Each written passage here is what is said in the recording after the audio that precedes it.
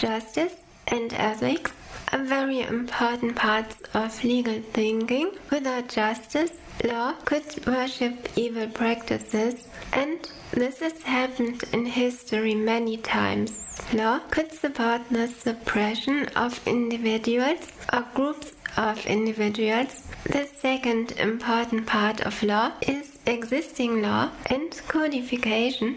This law can be written, or it can be a certain practice that lawyers accept. The connection of formal law and justice prevents injustice in the form of law. And this is really important because a political tyrant could abuse the form of law to suppress minorities and individuals. Dogmatic thinking is very important for lawyers because it guarantees an official system of principles and traditions. And principles and traditions are very important in the realm of law. Principles and traditions help to compare cases and to impede random decisions.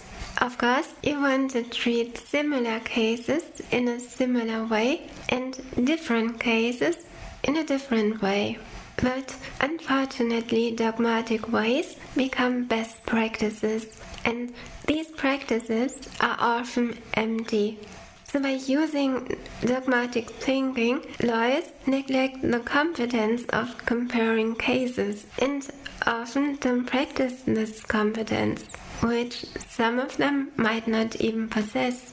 While methodic thinking in the legal domain is often underrated, logic is even excluded. Method is a more appropriate way to describe the system of law and even to create AI algorithms, for example, for a legal system.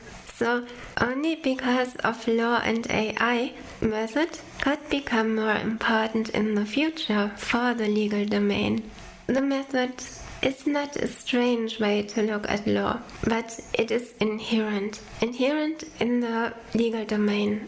Method is not the translation of legal clauses into logical statements. This would really be a restriction, and method is also not the translation of the solution of a legal case into formulas that a computer program can solve, but method helps to understand the processes, structure, and the development of laws and verdicts in a logical way.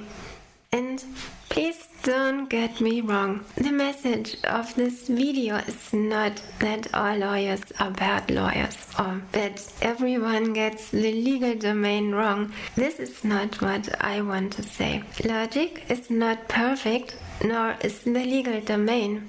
Both are imperfect and therefore dynamic. If a logician, someone like me, enters the legal domain, and this is something which does not happen very often, he or she, yes, he might feel like he's the odd one out. Arguments are rejected and often not even understood, and the logician's search for methods and patterns is criticized because he does not follow the dogma. Logicians belong to the legal domain, and they are valuable for law. They are not only useful to connect AI and law, but they can make justice and law more valid.